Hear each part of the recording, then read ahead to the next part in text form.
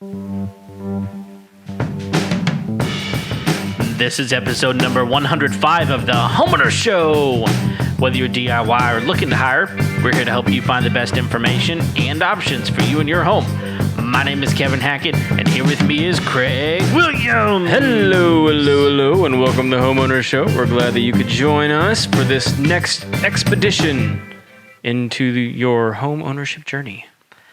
Yes, expeditions can be both travel and cars. That's right, and you just got one, didn't you? No, I did not. Oh, it wasn't an expedition, it was an excursion. I just got a brand new 16-year-old Ford Excursion. Yes, I did. And let me tell you, man, that thing is sweet. Yeah. I am loving it. Yeah, you're going to be the party bus for a while. Yeah, I mean, you can comfortably seat 8 adults in that thing. Well, that's in the seats. I mean, you still got some space in the back, too. I mean, you can roll a couple around back there as well. Yeah, so, like, if you got rid of one of your children... And we decided to go to Florida, right? We could put all our stuff back there and all of the people. Oh, we could do Camp Wilderness. We could, yes. We absolutely. Now we would have to figure out which one of your kids we don't want because there's only 8 seats, not 9. But man, yeah, man, we started talking about this a little bit back on the episode. Which one was it? The credit repair episode. Yeah, we started talking about it a little bit, and I kind of put the brakes on that whole thing for a while, and I kind of came back to it, and here I am, man. So yeah, it's awesome. I can't believe I just let you use the brakes pun. Do you really let me do anything? I may take it out in the editing. That's that's right. That's unacceptable. Yeah, we don't allow puns. Yeah. What are you going to do? Well, hey, before we get too far, I want to go ahead and do something. We promised our listeners that we were going to promote something that we just got recently. Well, this is really exclusively for the YouTubers. Yeah, specifically for them because you're going to have to be able to watch this in order to see what's going on. But we got a new friend. Yeah. I like new friends. New friends are cool. New friend, his name is Lauren Fox, and he does these really cool signs. And here's our new one that he's done for us. It's made with a CNC machine. It's wood. I assume it's made with a CNC machine. I don't know how else you would do it. I don't know. But yeah, I don't think he's given up his trade secrets because he knocked it out of the park with that one. He sure did. It's really cool, man. So we're gonna hang this up in the Homeowner Show studio. Yeah, I think it's gonna go right there on that lovely gray wall that you all never get to see. Well, you're gonna see it at some point because if we're putting that thing up on the wall, it's gonna get in a shot at some point. Yeah. So it's pretty cool. Yeah. So something else cool that's been going on is we've broken through some barriers in the Homeowner Show here, and part of that is we've been conversing with other podcasters. Yeah. Mostly because I feel like we've had enough episodes and we've garnered enough stature now that we're worthy to enter the realm of actual podcasters. Yeah, people actually look at us and say, "Oh, you're an actual podcast." You're not just faking anymore. You've had 100 episodes. That means you're actually on the scene. That's right. I don't know what scene it is, but we're there. We're there. Yeah, we're on it. So some folks that we just met recently are Ashley and Susanna over at Your Home Story podcast. And it's a very similar podcast to what we do, except it's a couple of lovely ladies talking about a lot of DIY and home decorating stuff. And they do a really, really good job. So if you're thinking to yourself, you know what? I could really use more Homeowner Show type of content in my life. We've already found it for you. Yeah. And I'll tell you, like, I know that you and I are both podcast listeners. Yes. And once you kind of find a genre of things that you like, I find that it's always fun to find new things that kind of feed into that as well. Yeah. So. And who knows? Maybe in the future they'll jump on our show. Maybe we'll jump on their show and do some guest spots. That'd be great. And talk about, podcasting and other stuff that they actually probably know about that we probably don't know about. Yeah, they probably actually know what they're talking about. They probably actually know what they're talking about. And we just bring people on our show that know what they're talking about. Yeah, that's very different. It's a very different strategy.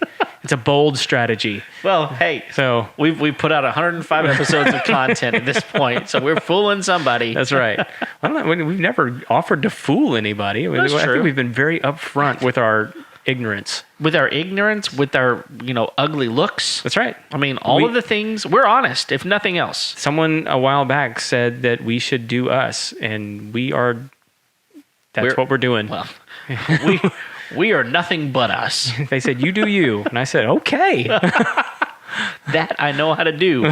There's very few places that allow me to do it. Yeah. So this is it. So, well, if you get the chance, Ashley and Susanna are doing their thing over on Your Home Story podcast. So tune in, give them a listen, leave them a review, let them know you're out there. I know they'd love to hear from you, especially from you lovely Homeowner Show crowd people. That's right. So, Cool. so today, we haven't done one of these in a while. No. So, but we're actually doing a product review. Yeah, it's been a while. I don't even remember what our.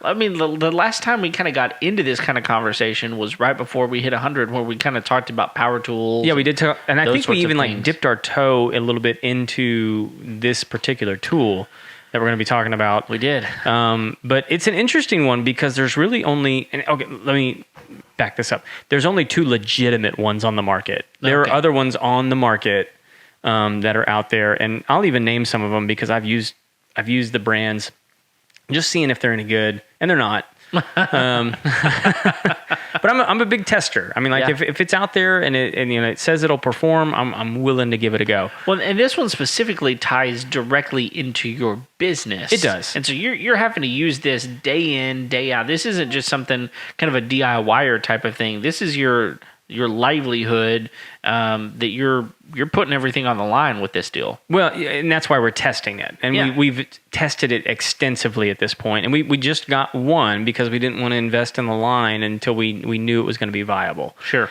And that can be tricky with this brand, even though I like this brand. Well, I mean, like, let's just peel the Band-Aid off. So what we're talking about today, where you keep teasing it, is, there's no need to tease this. Right. So they literally read it in the title. So like you guys know. If you can read, you already know what it is. So what we're talking about is the Ryobi 4-gallon backpack sprayer. Okay. So, and I have to be very specific when I say that because Ryobi also has a 1-gallon battery-operated sprayer and a 2-gallon battery-operated sprayer, which operate with different canisters, different platforms, even different handles. Okay, so do you think that those are differently? I'm not sure that's a word.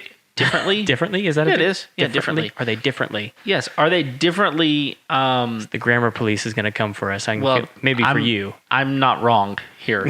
Differently. Like I did that differently than you. Okay. That's a word. Maybe it was just weird the way you used it. Well, probably because I didn't ever finish my thought process. Okay. Are they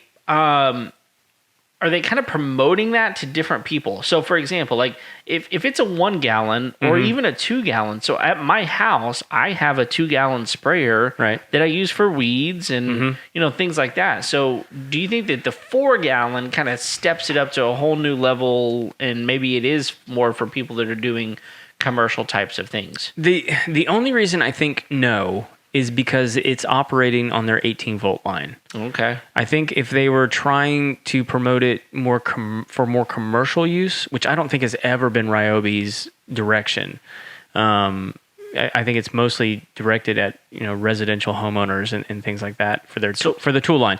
That being said, they have some new and interesting tools that makes me think that maybe they're going in a different direction. Yeah. But most of those are hanging out like they have like some PEX crimpers and PVC cutters and grease guns and caulk guns that are all operated on the 18-volt line that are not your typical homeowner tools that you're going to be using day in and day out. Right. Whereas like a drill, a saw, different things like that's more up their alley. But all that to say, it's not, and I forget what the voltage is on their bigger batteries that they're using their lawn equipment for. Most of them are 40 volt. Is it 40 volt? Okay. I think it's a 40 volt. So it's not a 40 volt, which, I mean, to a certain degree would make sense for what we use it for. Yeah. So, and I'm actually waiting. I had a message from somebody that said that they were in development at Ryobi because of a post I made in a Facebook group somewhere about this episode. Someone reached out to me and said, "Hey, we work in development at Ryobi. We'd really like to talk to you about this." And I'm still waiting to hear from you, development people. Would love to talk to you. I have some ideas for you. Yeah. I have some thoughts. But so this backpack. So I think they're pushing it towards the homeowner still. Okay. But why would a homeowner need a 4-gallon sprayer? At least around here, I know yards tend to be a little bit bigger than most other suburban areas. That's true. And depending on the kind of fence that you have, like I know a lot of like people that live on golf courses have metal fences. If they want to do weed control chemically with a backpack sprayer or something like that, they're going to need more than 2 gallons. Yeah, and I guess if you're going to have a backpack, what's the point in putting 2 gallons back there? Well, and that was actually what I was going to say is the 1 gallon and the 2 gallon actually have a backpack accessory that you can buy. So rather than just having to hold it in your hand, you can shoulder strap it and use it that way, which makes total sense because you're not having to pump it. Yeah, and honestly, I mean, those things get heavy. Sure. I mean, 2 gallons, I mean, you're talking 16 pounds, you know? I don't know what it is exactly. Well, typically a gallon of water is 8 pounds. Is it? So you're talking 16 pounds. I mean, that's not lightweight. Right. Think about the amount of space you're going to be covering in 2 gallons worth of spray. Right. I mean, that's a decent amount to hold on to. Right.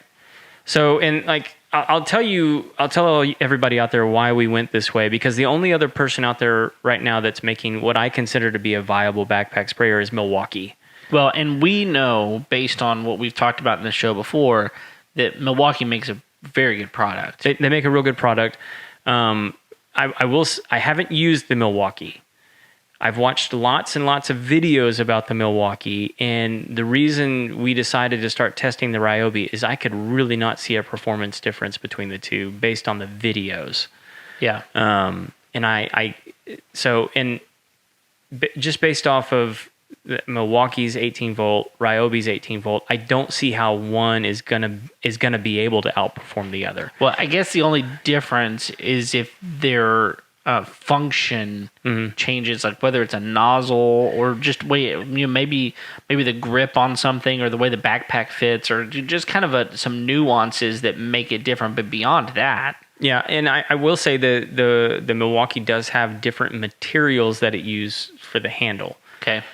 That being said, one of the reasons we started looking into the smaller sprayers for Ryobi, because it looks like the handles and the spray nozzles on the smaller sprayers are actually a better material than they are for the backpack sprayer. And so if they are interchangeable, it would be worth us investing in those smaller sprayers just to get those compatible spray nozzles for the backpack. Okay. Because it could potentially actually make it perform better. So you're saying they do have different nozzles and they should be interchangeable? They should be. So, I mean...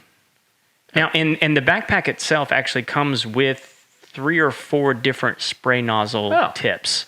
Okay. And now they're all plastic. Can you order replacements of those? You can, yeah. Okay. So if you can order replacements, you would think that you'd be able to order replacements for the lower end model or the 1 gallon, 2 gallon. I would think so. So maybe you just buy new nozzles. Well, and my experience has been with these sprayers in the backpack line. Most of those are universal as to the size of the what do you call it? Where they screw on. Oh yeah. What do you call that? It's who knows, the screwy-on thing. Well, I don't care. It's kind of like a bolt. It's where the nozzle screws onto the handle. Yeah. So whatever that thing's called, that's the bolty screwy thing. Yeah, that one. I know exactly what you're talking about. So, and we've looked into some different handles as well. Okay. Because there's actually like some pistol grip handles that are a little bit more functional for us. And some of these other ones that they've come out with, they tend to break really easy. And so if you can get like a metal one, that it'll last a little bit longer. Well, and I would imagine, like you talked about a pistol grip, for example, like That would be more comfortable. Oh, for sure. Just the way you have to hold your hand versus some of those where you have to like grip them and squeeze. There's advantages to those as well. But for sure, the pistol grip would be a lot easier. And like when we use a big commercial sprayer, we almost always opt for the pistol grip nozzle. It's just easier to use. Sure. So all that to say. There's some pluses and some minuses. All right. So you let me know which way you want to go first. Let's talk about. I always like talking about the positive first. The positive. So let's go positive. Okay. So big positive is it's a big capacity tank. Most backpack sprayers are around 3 to 3.5 gallons. This one's a full 4. Yeah. So you can put a lot more product in there than you normally would. That makes it a little bit heavier, but it actually sits on the back really, really nice. Okay.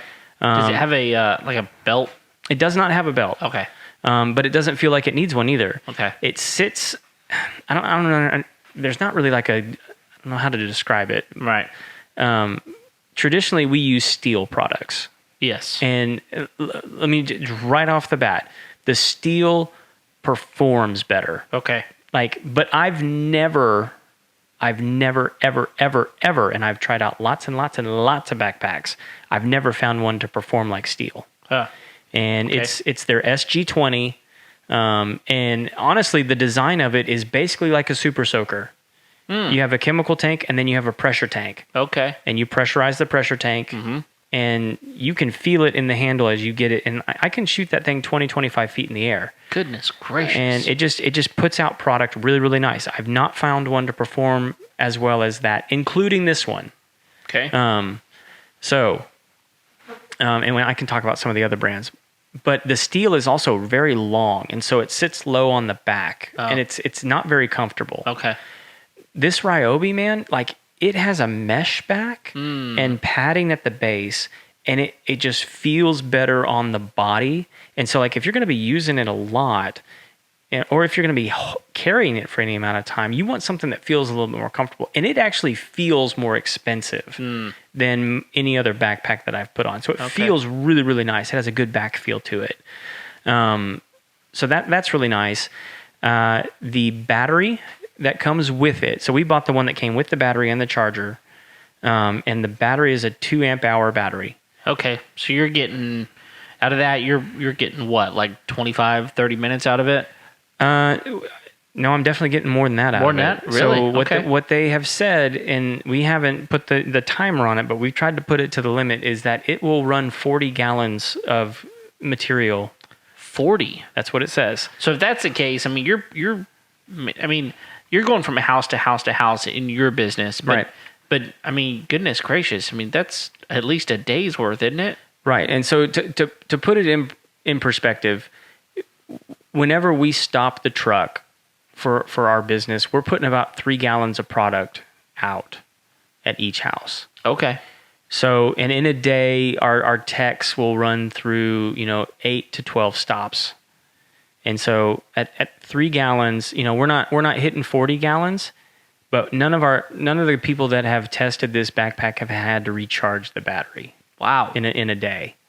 And that's really impressive because one of the things you would wind up having to do is just either carry multiple batteries, right. which you're probably going to need to carry one just in case. Yeah. But then you got to wind up thinking about, okay, do I need to put a power inverter in my vehicle so that I can charge these things? What do I do? I mean, I'm looking here on Ryobi's, on the Home Depot website, because that's where you buy most Ryobi products. You can get a 4 amp hour battery for $100. Right. Which is also kind of some pluses about these. I think they have a 6 amp as well. They may. I haven't seen it yet, but yeah, I mean, $100 for a 4 amp hour battery. I mean, if that would get you closer to 2 days even. That's impressive.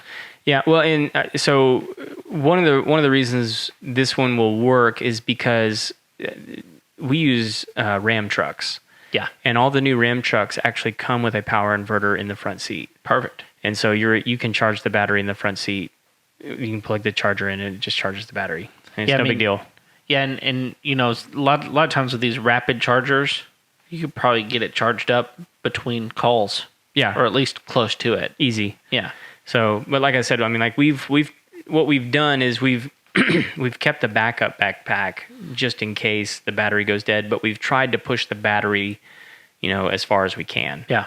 And it's performed well, and it's their smallest battery, but like for their smallest battery, it does the job. Yeah. I mean, like for what we need it to do, it does the job. So I guarantee you it would last as long as you need it to at your home. Sure. I mean, I can't imagine a homeowner needing 40 gallons of material. Oh, you're gonna have to have some land. I mean, I guess maybe if you're like fertilizing, liquid fertilizing, I could maybe, but like who does liquid fertilizing? I mean, if you're doing that much product, you're going to recognize it's a whole lot cheaper to buy sure the solid fertilizer than the liquid stuff. Which they also just came out with a 18-volt broadcaster. Are you kidding me? Yeah. Just take my money, Ryobi. Take my money because it's handheld. It's not a push, but like that's fine. Like I mean, even with the push stuff, I mean, I'm guaranteed that it's smaller than my broadcast spreader. In size. I was thinking just the other day, I'm like, this stupid thing, I use it like 4 times a year, if that. It's taking up so much room in my garage. Yeah. Then that thing would be so much smaller, just set up on a shelf or something. I've already got plenty of batteries. Yeah, I mean, oh my goodness. I think it's pretty cheap too. I think it was like $40 or something like that. See, it shows like this, Craig, that make me need a second job. Yeah. So that I can buy all the toys that I want. Dude, so I mean, since we're talking about the other one, they have a inflator now. Oh, yeah. You can like inflate a tire. Sure. And it's the 18-volt inflator. I think it's $26. You've got to be joking. I'm not. I mean, well, okay, here's a question. I got big tires on that excursion. I don't know how long it would take. I need to go get that 6 amp hour battery. I can tell you the exact thought process in my brain. That $26 is worth me not having to go get the air compressor to blow up the basketball. Every time. I mean, absolutely. Just so I don't have to hear that stupid. I had to turn this stupid thing on to inflate a basketball. Right. Or a bicycle tire or whatever. Yeah, I mean, or heaven forbid, I've got to like pump something. Yeah. Right? Like, okay, so they have a whole separate one just for that. They call it their power inflator. Dude, I've been neck deep in Ryobi because we've really been trying to make the decision as to what tools to put in our Tex trucks. And so, like, if this backpack battery operated sprayer works, it's like, well, we kind of have to go that route because then they have the batteries that they need to do the drill and the saw and everything else that they need in the truck. And so like then they'll just have the batteries backed up for the sprayer. Well, that's a real interesting point because one of the reasons that I put the kibosh on the excursion to begin with is because I was replacing the windshield. This is a whole story that I'm not going to get into, but I was replacing the windshield on my pickup that I was selling, and I wound up having a problem, and I just got really fed up. But the guy that owned the company came out to my house and fixed the problem, and he had his truck open, and I could see he had a Ryobi charging, a Milwaukee charging, and a DeWalt charging. That's like my nightmare. Yeah, he had 3 different batteries, and he was telling me, like, I did this and this and this, and I found out that this one works best for this and that for that, and I'm like, man, it would be so much smarter for you to find a line that really works and just go with it. And there is not, we've already discussed this on episode number 99. There is not a battery system that rivals the number of products that Ryobi has. Yep. It's not out there. And they continue to develop more and more and more. Yep. And these batteries we've already talked about it, they're way more powerful than a gas engine or anything like that. Yeah. Well, and so I think we were talking about the bad stuff. We're talking about the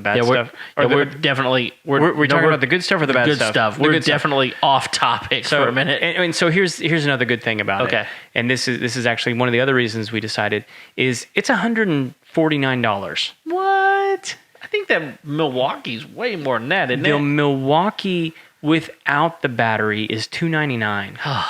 With the battery, it's $399. Goodness gracious. And so it's like, there's no way it can perform $150 or $200, $250 more than this. No. Okay, well, let me ask you this.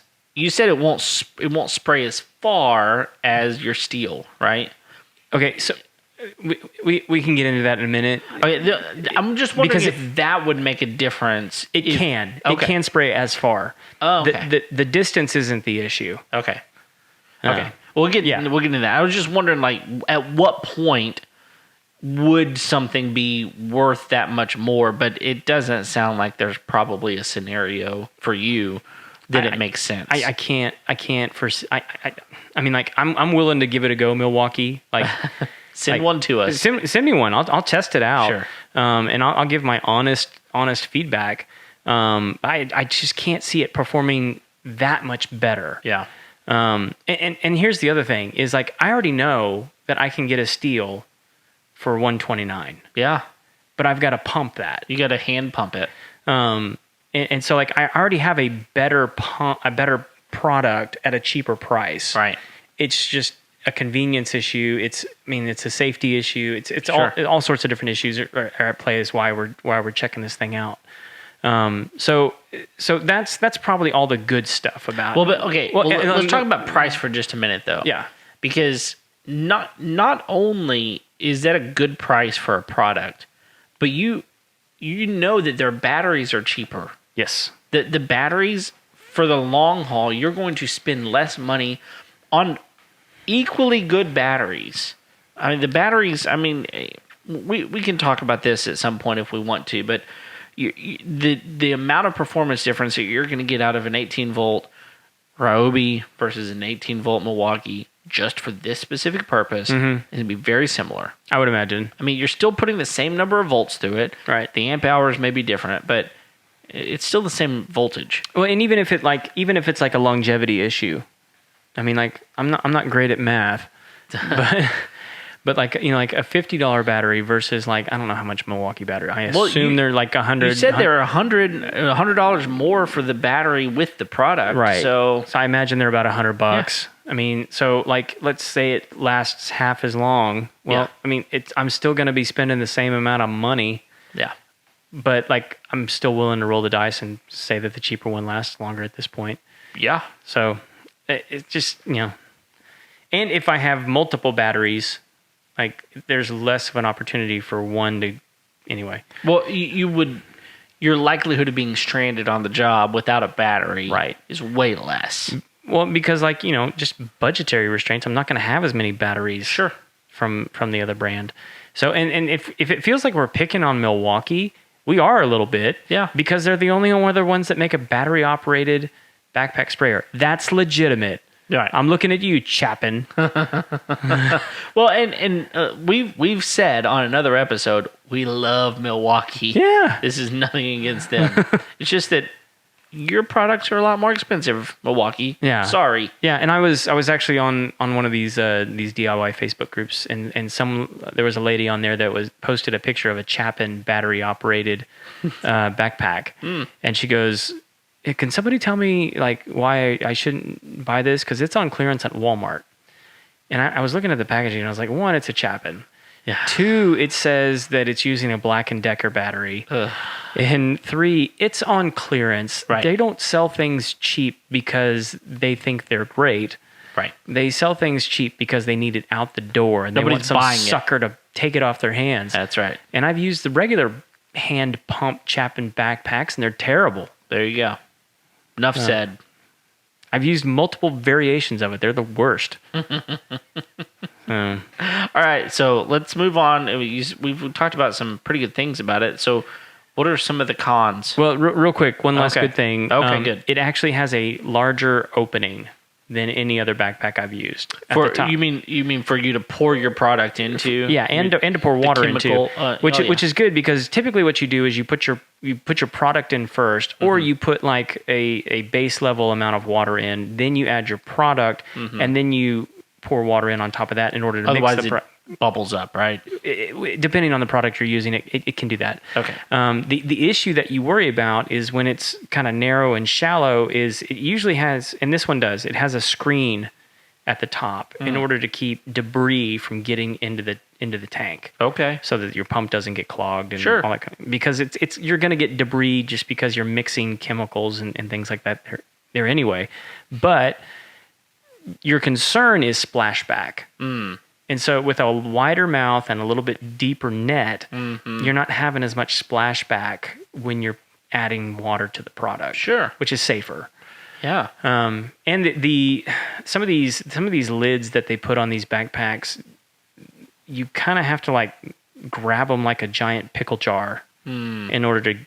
Yeah, you got to use 2 hands. Yeah. So this one actually has a handle on the top, which is so that you can kind of grab it and twist it. Okay. And it also doubles as a snap hold for the wand. Oh, perfect. So and it actually has 2 places where you can snap the wand into place, but the top one actually grabs it a little bit better. It's a good design, but also at the same time, if it's riding around the back of the truck, it has the potential to like hit something and break. So we tend not to use that one. But if you're just storing it on a shelf in your house, it's going to be great. Yeah. That's probably one of the most annoying things about most every sprayer that I've ever had. It's like, what do you do with the wand? Yeah. Like it just that hose is rubber and it just kind of like it dangles and it gets hung on stuff. Yeah, no, it's the worst. So if you got something to snap it to, and so they have one on the side so you can stand it up. That's for our purposes. That's a little bit better. Yeah. But the one on the lid definitely secures it better. Okay. It snaps it a little bit harder in place. Cool. So that's most of the good stuff that I came across. And keep in mind, when I say bad stuff, it's just not that it's bad. It just doesn't perform like other products would that do it better. Yeah. So and really my main booger with this thing is it just doesn't put out the level of product that I'm used to with a steel.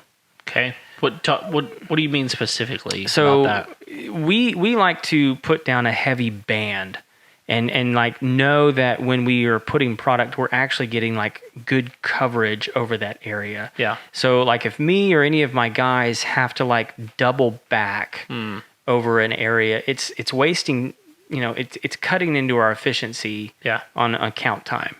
And anybody that runs a business knows that efficiency is a huge aspect to your business being successful. Right. And so anything that like takes away from that is it's just difficult. Yeah.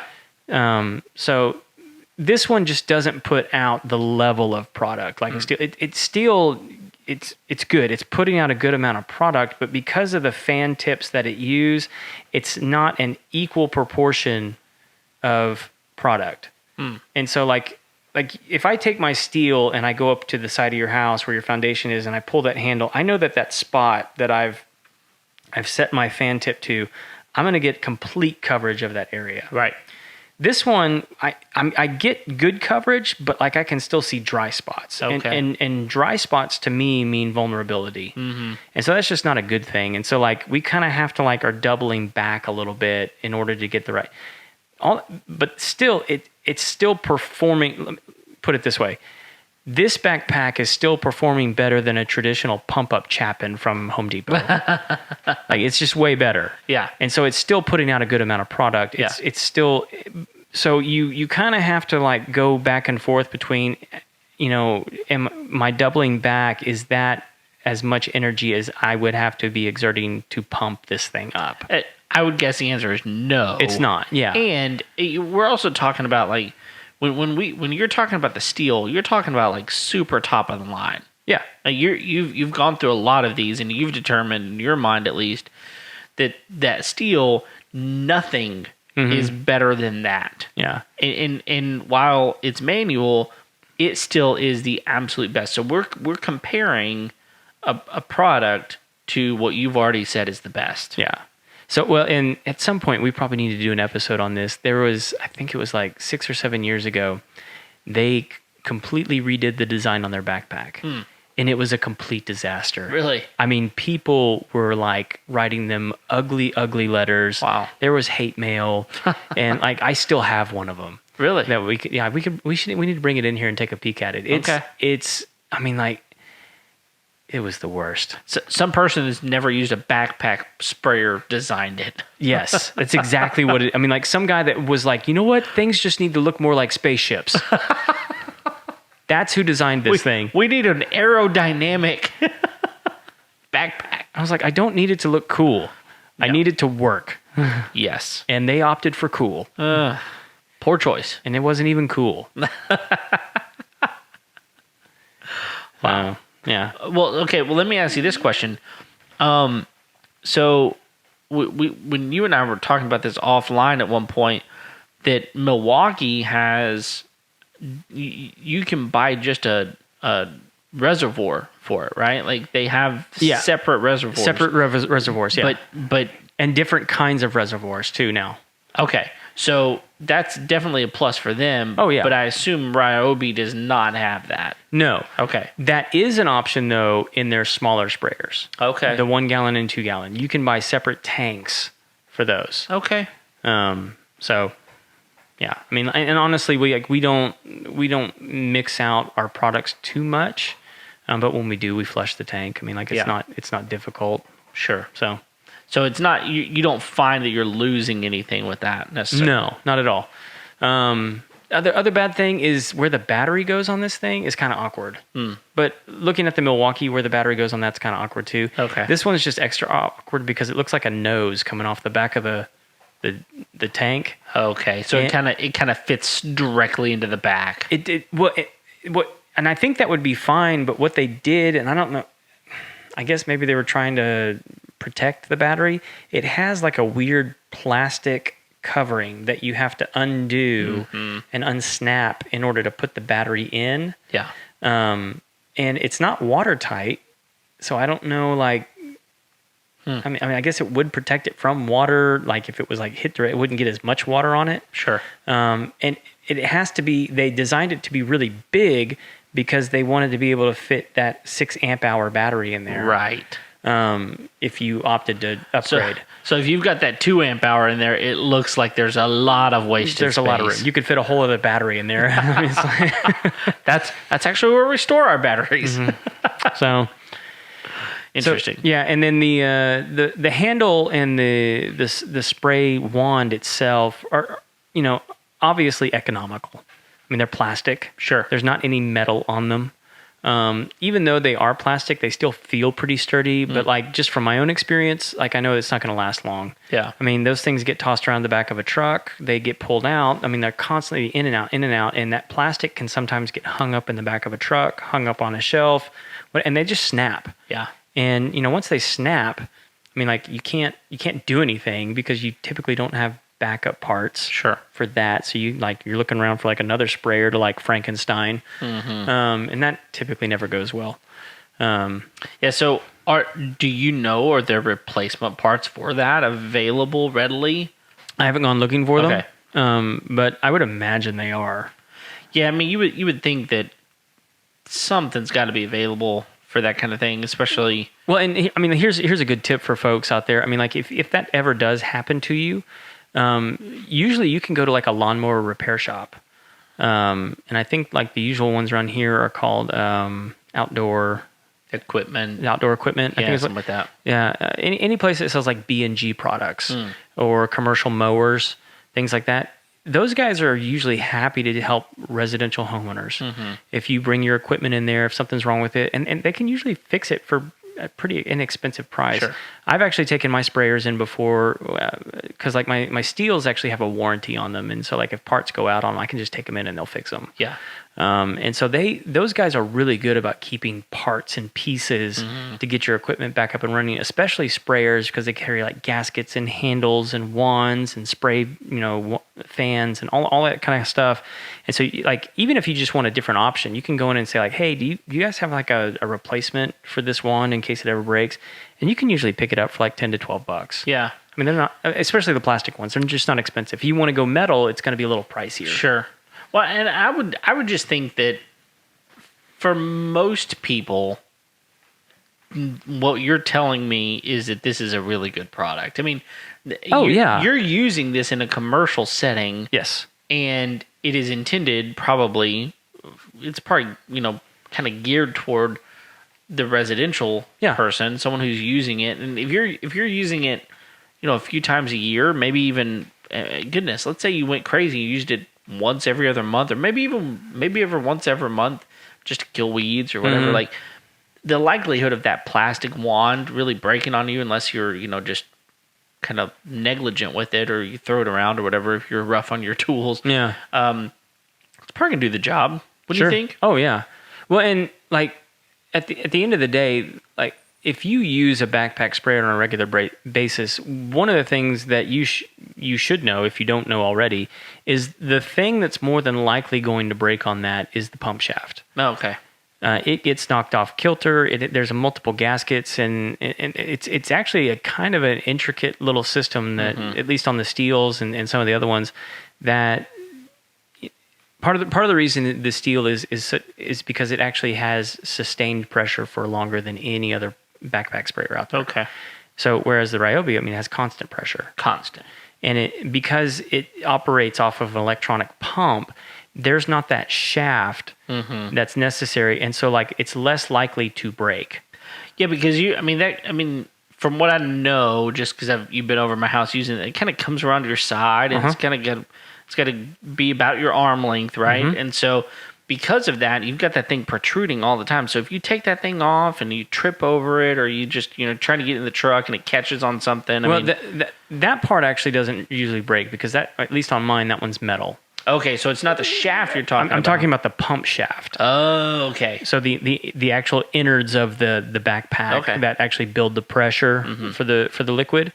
But yeah, like that thing does get hung up on stuff, and it makes it awkward to put in the truck. Yeah. That is actually a plus for the Ryobi. It takes up a lot less space in the truck bed because it doesn't have that handle. Yeah. But the pump shaft, actually, because of the gaskets and the shaft, and you have to it's kind of there's actually like ball bearings in there that you have to sometimes remove in order to get back pressure flowing again. That sounds complicated. It's complicated. It may not be working well. Yeah. So whereas the Ryobi isn't going to have that. It's not going to have that problem because it doesn't have that. Right. It's just completely obsolete in that. Right. That so tool. It negates that even being an issue, which is the most expensive thing to get fixed on the backpack sprayer. So it's one of those deals where I would assume that as long as you maintain your products, you're probably not going to have any issues with things breaking. But if it does, it's $140. Right. You're not paying the $300 for the other product that's out there. Yeah. That's their rival, so to speak. Well, and with my steels, I will typically get 2 years out of them before they're no good anymore. Okay. And then we go buy new ones. Yeah. I'm going to be interested to see, because this is the only thing that we haven't really checked out with it, is how long is it going to last. Because if it goes longer than 2 years, I'm going to be impressed. Sure. Yeah, but I would think that you're talking about efficiency. I understand the whole, going back if you have to respray over something, but your fatigue level is much different whenever you're, not having to pump all the time. Yeah, it is awkward though when you're used to having to constantly do that. You're like, what do I do with this hand now? Right. It's I can actually review other products while I'm working the job. I could be on the phone, free to punch hippies, whatever. Right. Yeah. I'm sure you come across a lot of those. Yeah. And they need punching. They do. So every time. Not because they've done anything bad, But you're a hippie. It's part of becoming a man. Oh man. Square punch in the jaw. That's what you. Speaking of hitting people. Yeah. Your mom's really Are you gonna because if you bring it up then we have to show people. Well, I don't have a copy, but we talked about Fanny Packs, right? And we talked about that. One thing we know is that if you're wearing a fanny pack, that you're not going to win a boxing match. That was your statement. Yeah. And let's just say this: your mom's not someone to mess with. And I knew that, and I know that. Yeah, you've experienced it firsthand now. But I messed with her. You messed with her. Yeah. I made a comment. It was funny. Yeah. It was a funny comment. It was a funny comment. I will give you that. But it was I didn't like it. It was it was directly, shot over the bow. Yeah. To your mom, and it landed. Mm-hmm. But she retaliated. Yeah. As I expected she would. Yeah. And, in kind. She definitely did. By the way, I found more pictures today. So she shows up yesterday, and she has these pictures of me with a fanny pack on that she has superimposed onto this picture. Right. And it's a black and white picture. Uh-huh. And the fanny pack is pink. Uh-huh. Which, I mean, It wasn't just pink. No, it was huge. It was pink. And it was pink. It was and huge, a unicorn. And it had a unicorn on it. That's right. Yeah. And she went to some effort to make this happen. Yeah. And then she posted them everywhere. Like they were all over the building that we were in. Like they were on my vehicle. And then this morning, or I guess it was this afternoon, I walk into my office and like there's a picture of my office, and then there's one that she had shoved under the door. I mean, they were absolutely everywhere. And so talking about people that need punching, like we were talking about people, wear fanny packs and need to be punched. Yeah. So I guess I need to be punched right now. Yeah, you kind of did. I kind of did need to be punched. Yeah. Yeah. I'm not even going to say on the air what I said. It was funny though. I'll just put it that way. Didn't she get some to your kids too? Oh yeah, she even handed a couple to my kids in a sneaky way, and they were like, "Daddy, is this you?" I was like, "Of course it's me," but they're like, "This is funny," I was like, "It is funny. It is funny. It really is."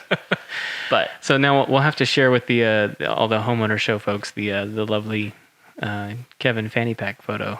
Hey, you know what? I have no shame. You have no shame? No. Okay. No. I honestly thought it was. I intentionally didn't share it with folks because I was like, I don't know if he's gonna be. No, I mean things don't. And I just kind of roll with the punches. When I get punched, I just roll. I just roll. What else are you gonna do? You're wearing a fanny pack. Exactly. Exactly. It's like this morning. I think you maybe it was yesterday morning. Anyway, I guess it was this morning. You posted something about a bow on. Someone else said, could we just put a bow on it too? And so you posted a picture of me with a bow on it, and I said, listen, I would never ever wear a bow that's that small. That is a small bow. Well, I mean, like if the people ask, I'll deliver. I mean, like they said, well, just put a bow on it. I mean, hey, like, okay, yeah, it happened. It happened. Which it's fine. Whatever.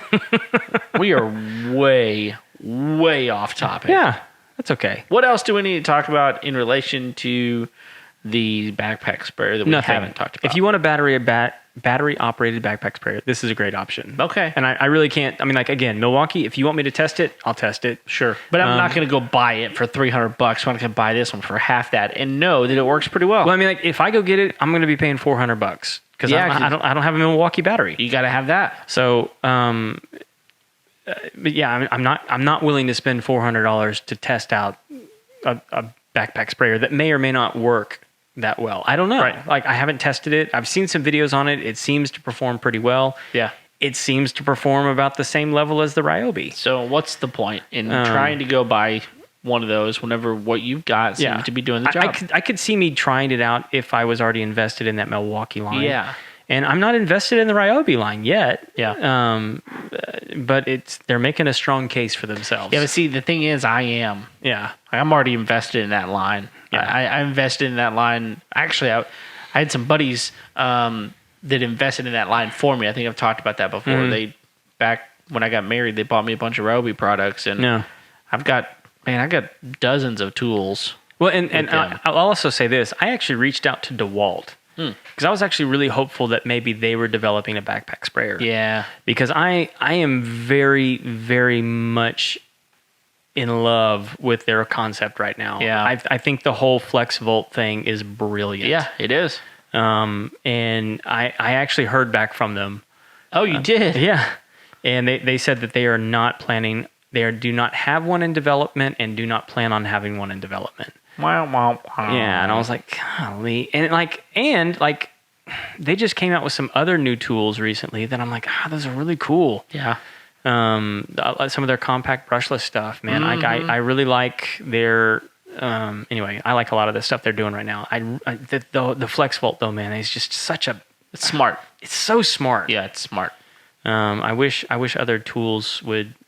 I actually wish Ryobi had done that. Yeah. I mean, well, it's one of those deals where it's like, they're basically saying, look, all of our tools can use the same battery, and we need to understand that not all our tools require the same voltage. So we're going to make it compatible with both. Yeah. And that's unusual. I mean, it's no secret on here that I'm a huge fan, and you are too, of the Ego products. Yeah. It's a 56-volt battery. It's large, but you would never use that on a drill. You would never put that on there. Right. But, man, DeWalt's figured it out. That's awesome. They are bringing out some smaller power tools that are taking advantage of the 60 volt though. Yeah. They have a circular saw that uses the 60 volt, and it's such a cool. I mean, like, it's a fantastic looking saw. I bet it is. It's like, I think it's like a $400 saw. Wow. That's impressive. But I mean, like, it's. I mean, check it out. Go look it up. Is it the plunge saw? No. That's just a regular circular saw. Interesting. I mean, I say regular circular saw. It's obviously a lot more powerful than a lot of the other battery operated ones. Well, and I'll tell you that up until something like that, I have a corded circular saw, and you just can't get most batteries to do what that'll do. But it sounds like they may have figured it out. They may have. So DeWalt, we'd be happy to test that one out for you as well. Absolutely. Yeah. Send it over. So, man, we managed to do close to an hour on a backpack sprayer by one brand. I mean, we dipped our toe in some other areas, but yeah, I think we're good. I think we're good too. Thank you guys for downloading today's episode. And if you have not already done it, please go and rate and review us on iTunes. That would be fantastic. Send us some love. Download other episodes and subscribe to our channel. Subscribe to our YouTube channel, because we're still trying to pump out good quality. Yeah, we're sending you guys some video. Yeah, absolutely. I think that's it. Craig, you got anything else? I should, but you don't. I don't. All right, well, guys, thanks for downloading today's episode. Again, I said it twice. That's fine. We're glad that you did, and we're here every Tuesday. So until next time, we'll see you later. See ya.